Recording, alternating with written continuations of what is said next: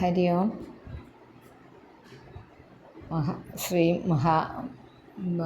ഭാഗവതം ശ്രീമദ് ഭാഗവതം ചതുർത്ഥസ്കന്ധത്തിലെ 24-ാം അധ്യായത്തിലെ 69-ാമത്തെ ശ്ലോകം. കുറേശ്ശെ നമ്മൾ പഠിക്കുന്നതുകൊണ്ടാണ് അങ്ങനെ ഓരോ പ്രാവശ്യവും പറയേണ്ടി വരുന്നത്. 4-ാം സ്കന്ധം 24-ാം അധ്യായം 69-ാമത്തെ ശ്ലോകം. രുദ്രഗീതം കഴിഞ്ഞു. അതിന് ശേഷമുള്ളത് ആണ് ഇനിയത്തെ വരുന്നത്. ഇതം ജപത ഭദ്രം വോ വിശുദ്ധ നൃപനന്ദനാഹ സ്വധർമ്മമനുതിഷ്ഠന്തോ ഭഗവത്യർപ്പിതാശയ. ഉണ്ടോ? വീണ്ടും വന്നു ഭഗവത്യർപ്പിതാശയ. ഇതിന് മുമ്പൊരിക്കൽ വന്നിട്ടുണ്ട്, ഇനിയും വരും വേറെ പല ഗ്രന്ഥങ്ങളിലും. അതായത് ഭാഗവതം നല്ല ഞാൻ ഉദ്ദേശിച്ചത്, വേറെ നമ്മുടെ പുരാണ ഗ്രന്ഥങ്ങളിലൊക്കെ പറയുന്ന ഒന്നാണ്. എന്താ? സ്വധർമ്മം അനുതിഷ്ഠന്തേ ഭഗവത്യർപ്പിതാശയ. സ്വന്തം ധർമ്മം ഭഗവാനിൽ അർപ്പിച്ചുകൊണ്ട് എന്താണെങ്കിലും അത് ചെയ്യുക. അതാണ് ശരിയായിട്ടുള്ള കാര്യം. അത് നൃപനന്ദന രാജപുത്രന്മാരെ, വിശുദ്ധ, അതായത് ഇവരെ വിളിക്കുന്നതാണ്. ആരെയാ? പ്രചേതസ്സുകളെ മഹാദേവൻ വിളിക്കുന്ന വിശുദ്ധ. രാഗാദി ദോഷങ്ങളൊന്നും എന്നുവെച്ചാൽ ഓരോന്നിനോടുള്ള ആ ഒരു താല്പര്യ കൂടുതലൊന്നും ഇല്ലാത്തവരായിട്ടും സ്വധർമ്മം എന്ന് പറഞ്ഞാൽ ശരീരരക്ഷ മുതലായ കാര്യത്തെ അനുതിഷ്ഠന്ത, അത് അനുഷ്ഠിക്കുന്നവരും ഭഗവതി. അവിടെ ഇതുണ്ട് ഭഗവതി എന്ന് പറഞ്ഞാൽ നമ്മൾ ഭഗവതിയായിട്ട് ബന്ധമൊന്നുമില്ല ഇവിടെ പറയുന്നിടത്ത്. ഭഗവാനിൽ എന്നാണത് ഉദ്ദേശിക്കുന്നത്. അർപ്പിതാശയ എന്ന് വെച്ചാൽ ഭഗവാനിൽ മനസ്സ് വെച്ചുകൊണ്ട്, നമ്മുടെ മനസ്സ് ഭഗവാനിൽ വെച്ചുകൊണ്ട് ജപത, ഇങ്ങനെ ഇതിനെ ജപിക്കുക, ഈ കാര്യത്തിനെ ജപിക്കുക. അങ്ങനെയാണെങ്കിൽ നിങ്ങൾക്ക് നന്നായിട്ട് മംഗളം വരും എന്നാണ് പറഞ്ഞു വെക്കുന്നത്. ഇത്രയേ ഉള്ളൂ അതിനകത്ത്, വേറൊന്നും പറയാനില്ല. ഇതം ജപത ഭദ്രം വോ, വഹ എന്നാണത് കേട്ടോ, വോ എന്ന് പറഞ്ഞിരിക്കുന്നത്. വിശുദ്ധ നൃപനന്ദന സ്വധർമ്മമനുതിഷ്ഠന്തോ ഭഗവതി അർപ്പിതാശയാണ്. ഭഗവതി അർപ്പിതാശയ എന്ന് വന്നിരിക്കുന്നത്. ഭഗവതി അർപ്പിതാശയ, ഭഗവതി എന്ന് പറഞ്ഞാൽ ഭഗവാനിൽ. പിന്നെ 70-ാമത്തെ തമേവാത്മാനമാത്മസ്ഥം സർവഭൂതേഷു അവസ്ഥിതം പൂജയധ്വം ഗൃണന്തശ്ച ധ്യായന്തശ്ചാസകൃത്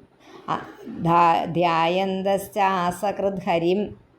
പൂജയധ്വം ഗൃണന്തശ്ച ധ്യായന്തശ്ചാസകൃത് ഹരിം.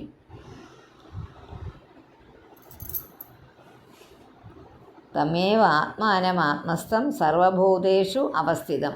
അതൊന്നിച്ച് വായിച്ചാൽ മതി. സർവഭൂതേഷു അവസ്ഥിതം പൂജയധ്വം ഗൃണന്തശ്ച ധ്യായന്തശ്ചാസകൃത് ഹരിം. തമേവ ആത്മാനമാത്മസ്ഥം, ആത്മസ്ഥം എന്ന് പറഞ്ഞാൽ ആത്മാവിലിരിക്കുന്നവനും സർവഭൂതേഷു സകല ചരാചരങ്ങളിലും, ചരങ്ങളിലും അചരങ്ങളിലും, ജീവനുള്ളതിലും ജീവനില്ലാത്തതിലും അവസ്ഥിതം വസിക്കുന്നവനുമായ തം ആത്മാനം ഹരിം ഏവ, ആത്മാവായ ഹരിയെ തന്നെ ഗൃണന്തഃ കീർത്തിക്കുന്നവരും ധ്യായന്തഃ ച ധ്യാനിക്കുന്നവരുമായിട്ട്, ച എന്ന് പറഞ്ഞാൽ അസകൃത് ഭോജയധ്വം നിരന്തരം പൂജിക്കുവിൻ. അത് പറയുന്നത് എന്താണെന്ന് വെച്ചാൽ, സ്വന്തമായ ആ ധർമ്മത്തെ അനുഷ്ഠിക്കുന്നവർ ഹരിയെ തന്നെ നിരന്തരമായിട്ട് ധ്യാനിച്ചും സ്തുതിച്ചും നമ്മളുടെ ഉള്ളിൽ എപ്പോഴും അന്തർയാമിയായിട്ട് തന്നിലും ആത്മസ്വരൂപേണ വർത്തിക്കുന്നവനുമായ ആ ഭഗവാനെ തന്നെ പൂജിക്കുക എന്നാണ് പറഞ്ഞിരിക്കുന്നത്. വേറൊന്നുമില്ല. യോഗാദേശമുപാസാദ്യ ധാരയന്തോ മുനിവ്രതാഃ സമാഹിതധിയഃ സർവാ ഏതദാഭ്യസദാധൃതാഃ എന്നുള്ള വായിക്കാം. ശരിയായില്ലത്. യോഗാദേശമുപാസാദ്യ ധാരയന്തോ മുനിവ്രതാഃ സമാഹിതധിയഃ സർവാ ഏതദാഭ്യസദാധൃതാഃ.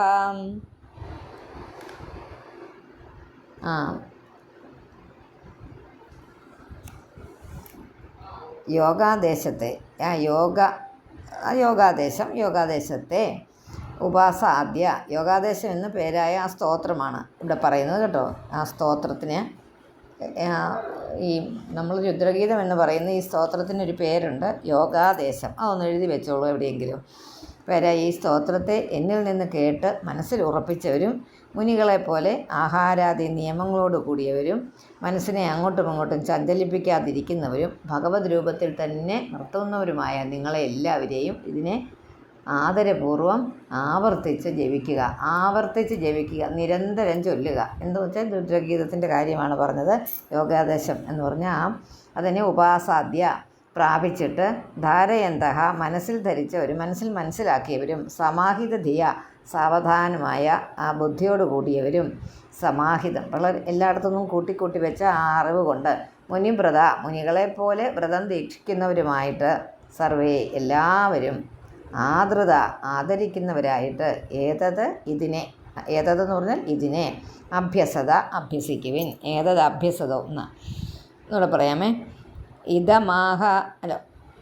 യോഗാദേശമുപാസാദ്യ ധാരയന്തോ മുനിവ്രതാഃ സമാഹിതധിയ സർവ ഏതദഭ്യസത ആദൃത എന്നാണ് വാക്ക്. ആദൃതാഹ ആദരിക്കുന്നവരായിട്ട് ഏതദഭ്യസത ആദൃത ഇദമാഹ പുരസ്മാകം ഭഗവാൻ വിശ്വസൃക്പതിഃ ഭൃഗ്വാദീനാമാത്മജാനാം ശുശ്രൂക്ഷു സംശുശ്രൂക്ഷതാം.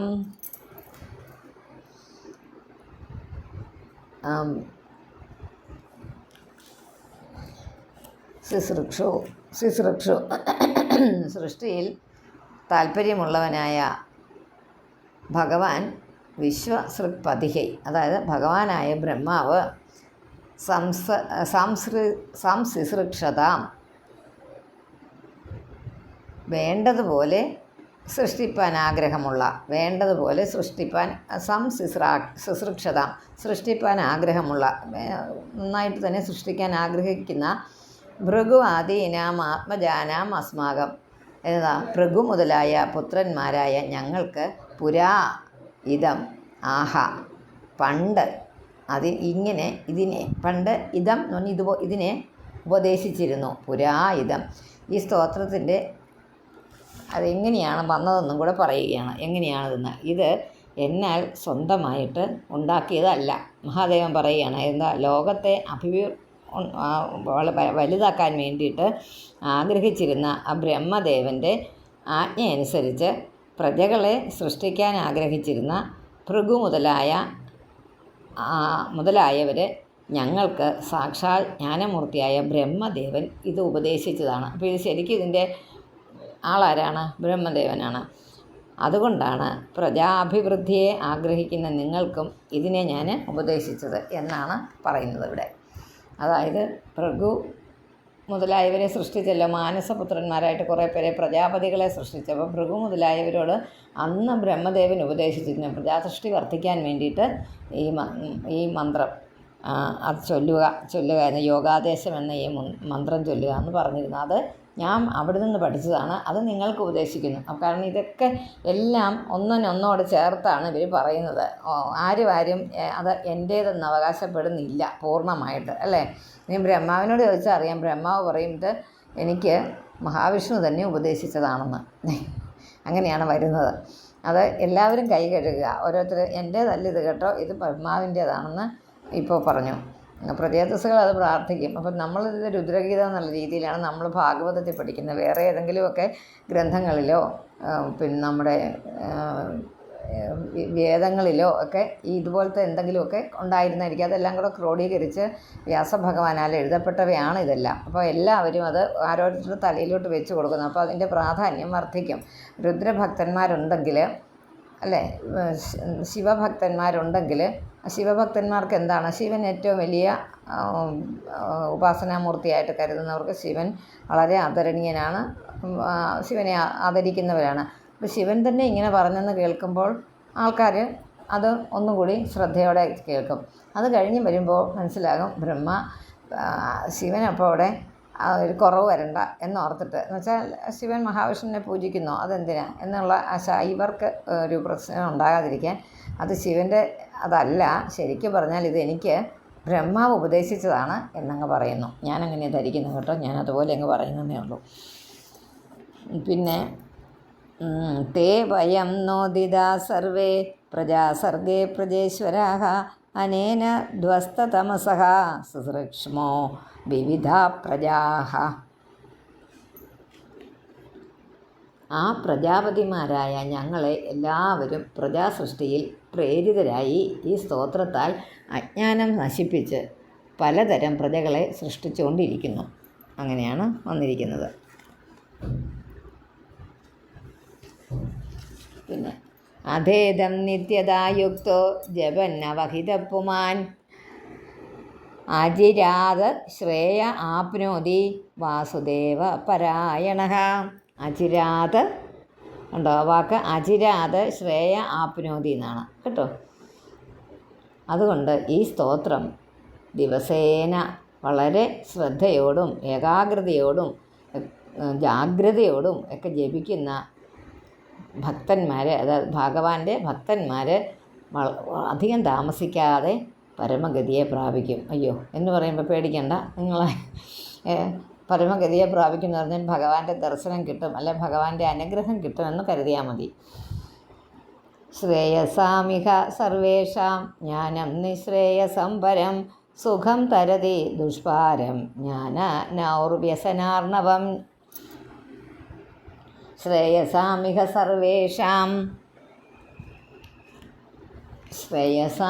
സർവേഷാം ജ്ഞാനം നിശ്രേയസഃ പരം സുഖം തരതി ദുഷ്പാരം. സുഖം തരതി ദുഷ്പാരം ജ്ഞാനനൗർവ്യസനാർണവം. ഇതിൽ പറഞ്ഞിരിക്കുന്നത് ശ്രേയസാം ഇഹ ഇതിൽ സർവേഷാം അങ്ങനെ എടുത്ത് നോക്കിക്കേ. സർവേഷാം എല്ലാ സർവേഷാം ശ്രേയസാം സകല ശ്രേയസ്സുകളിൽ വെച്ച് പരം നിശ്രേയസം പരമ ശ്രേയസ് എന്താണ്? ജ്ഞാനം ആണ്. ജ്ഞാനം നിശ്രേയസം പരം കണ്ടോ, അറിവ് തന്നെ. ജ്ഞാനനൗ അറിവാകുന്ന ആ ജ്ഞാനനൗ നൗക എന്ന് പറഞ്ഞാൽ കപ്പൽ, നൗക വെള്ളം എന്നൊക്കെ അർത്ഥമുണ്ട്. ജ്ഞാനനൗർ വ്യസനാർണവം അറിവാകുന്ന കപ്പലിനെ ആശ്രയിച്ചവർ ദുഷ്പാരം കര കാണുവാൻ കഴിയാൻ തന്നെ പ്രയാസമുള്ളതായ വ്യസനാർണവം ദുഃഖമായ സമുദ്രത്തെ സുഖം തരതി സുഖമായി തരതി എന്ന് പറഞ്ഞാൽ മറുകര കടക്കുന്നു, അതിനെ കടന്നു പോകുന്നു, എളുപ്പമായിട്ട് തന്നെ മറുകര കടന്നു പോകുന്നു. ഈ സർവ്വശ്രേയസ്സുകളിൽ വെച്ച് ജ്ഞാനം തന്നെയാണ് ഏറ്റവും പരമശ്രേയസ്. ആ ജ്ഞാനമാകുന്ന നൗക തോണിയെ ഉള്ളവൻ കരകാണാത്ത ഈ സംസാര സമുദ്രത്തെ അല്ലെങ്കിൽ ഈ ദുഃഖസമുദ്രത്തെ ഒരു വിഷമവും കൂടാതെ കടന്നു പോകുന്നു. യമം ശ്രദ്ധയാ യുക്തോ മദ്ഗീതം ഭഗവത് സ്തവം അധീയാനോ ദുരാരാധ്യം ഹരിമാരാധയത്യസൗ. ശ്രദ്ധയാ യുക്ത ശ്രദ്ധാസഹിതനായ യാതൊരുവൻ മദ്ഗീതം എന്നാൽ പാടപ്പെട്ട ഇമം ഭഗവത് സ്തവം ഈ ഭഗവാന്റെ ഈ സ്തോത്രം, സ്തവം എന്ന് പറഞ്ഞ സ്തോത്രം അധീയാനയിൽ നിന്നാണ് അധ്യയനം വന്നത് കേട്ടോ. പഠിക്കുന്നവനാകുന്നുവോ അധീയാന പഠിക്കാൻ ആഗ്രഹിക്കുന്നോ പഠിക്കുന്നവനാണോ, ആരാണോ പഠിക്കുന്നത്? അസൗ എന്ന് പറഞ്ഞാൽ ഇവൻ. ദുരാരാധ്യം ആരാധിക്കാൻ പ്രയാസമുള്ള ഹരിയെ എന്ന് പറയുന്നിടത്തെല്ലാം എന്ന് വരും. ഹരിയെ ആരാധയതി പൂജിക്കുന്നു. അതായത് എന്നാൽ കീർത്തിക്കപ്പെട്ട ഈ ഭഗവാന്റെ സ്തോത്രത്തെ വളരെ ശ്രദ്ധ ഉള്ളവനായിട്ട് പഠിക്കുന്ന ഏതൊരുവൻ പഠിച്ച് കീർത്തനം ചെയ്യുന്നുവോ അവൻ മറ്റു വിധത്തിൽ ആരാധിപ്പാൻ വളരെ പ്രയാസമാണ് ഹരിയെ ആരാധിക്കാൻ എന്നാണ് പറയുക. അപ്പോൾ ഈ സ്തോത്രം ചൊല്ലുകയാണെങ്കിൽ വേറൊരു പ്രയാസവുമില്ല, ഇത് മാത്രം മതി എന്നാണ്. ഹരിയെ സുഖമായിട്ട് ആരാധിക്കുന്നു. ഈ സ്തോത്ര കീർത്തനത്താൽ മഹാവിഷ്ണു വളരെ പെട്ടെന്ന് തന്നെ പ്രസാദിക്കുന്നു. താമസമാണ് പ്രസാദിക്കാനെന്ന് പറയുന്നില്ലേ, പക്ഷേ ഇത് ജപിച്ചാൽ ഏറെ പ്രയോജനമുണ്ട് എന്ന് പറഞ്ഞു വയ്ക്കുന്നു. ഒരു സ്തോത്രമൊക്കെ ചെയ്ത് വരുന്ന സ്ഥലത്ത് അതിൻ്റെ മാഹാത്മ്യത്തെ ഒന്ന് വർണ്ണിക്കാറുണ്ട്. അത് എന്താണ് ഫലപ്രാപ്തി എന്നൊക്കെ അത് നിമിത്തം നമ്മളുടെ ഏത് കാര്യങ്ങളാണോ, ഏതാ സാധിക്കാത്ത എന്തെങ്കിലും കാര്യങ്ങളോ അഭീഷ്ടങ്ങളോ നമ്മളുടെ ഇഷ്ടങ്ങളോ നമ്മുടെ ആഗ്രഹങ്ങളോ ഉണ്ടെങ്കിൽ അത് സാധിക്കുന്നുവെന്ന് ചുരുക്കം. അത്രയേ ഉള്ളൂ, വേറെ ഒന്നുമില്ല. ശ്രദ്ധയോടെ ഞാൻ ഉപദേശിച്ച ഭഗവാന്റെ ഈ സ്തോത്രം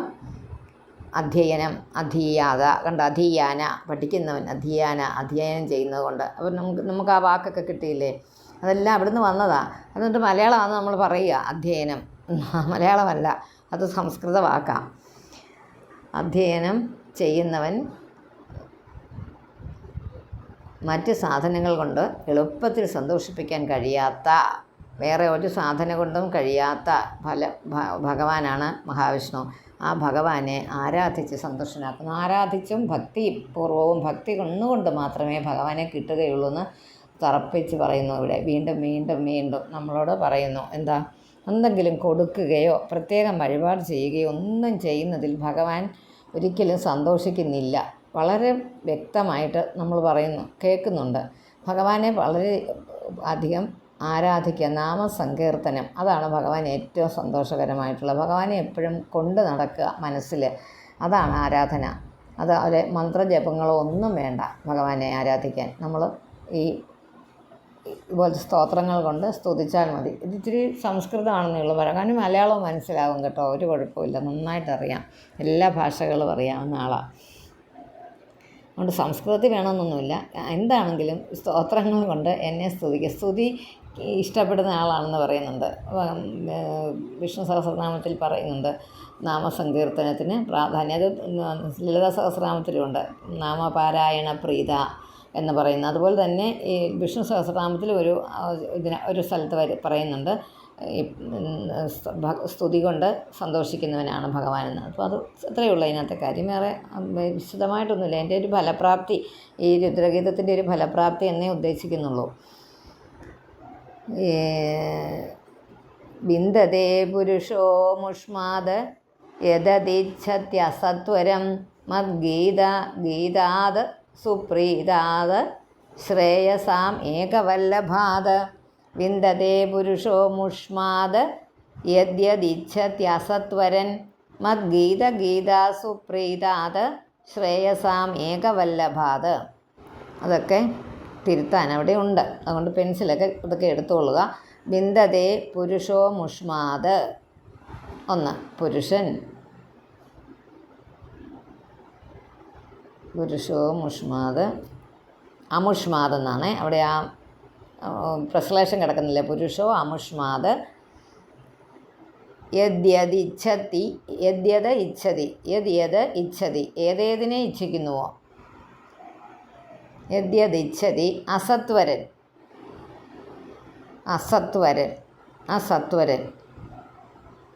ഒരു ബുദ്ധിമുട്ടൊന്നും കൂടാതെ ഇരിക്കുന്ന എന്നുള്ള അർത്ഥത്തിൽ അസത്വരൻ, ഒട്ടും പ്രയാസങ്ങളൊന്നും കൂടാതെ ഇരിക്കുന്നവൻ. മദ്ഗീതാത് സുപ്രീതാത്, ഏറ്റവും സന്തുഷ്ടനും. ശ്രേയസ്സുകളുടെ ഏകവല്ലഭാത്, ശ്രേയസ്സിന് വേണ്ടിയിട്ട് ഒറ്റ ഒരു വല്ലഭനേ ഉള്ളൂ, ഏക ആശ്രയമേ ഉള്ളൂ, ഒറ്റ ആശ്രയമേ ഉള്ളൂ നമുക്ക്. ഏകവല്ലഭാത്, ഏകമായ ആശ്രയഭൂതനുമായ അമുഷ്മാത്, ഈ ദേവനിൽ നിന്ന്. യദ്യത് ഇച്ഛതി, ഏതേതിനെ നിങ്ങൾ ആഗ്രഹിക്കുന്നുവോ അതിനെ വിന്ദതേ നിങ്ങൾക്ക് അതിനെ കിട്ടുന്നു, പ്രാപിക്കുന്നു.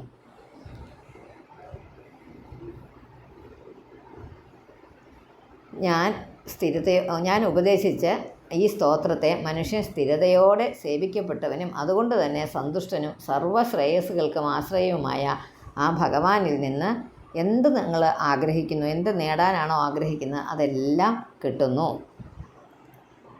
ഇദം യ കല്യ ഉദ്ധായ പ്രാഞ്ജലി ശ്രദ്ധയാന്വിതഃ ശൃണുയാത് ശ്രാവയേന്മർത്യോ മുച്യത്തെ കർമ്മബന്ധനൈഃ. അതിനകത്ത് ഒന്നും പറയാനില്ല. ഇത് പ്രഭാതത്തിലും ഇതം യ കല്യ ഉദ്ധായ പ്രാഞ്ജലി ശ്രദ്ധയാന്വിത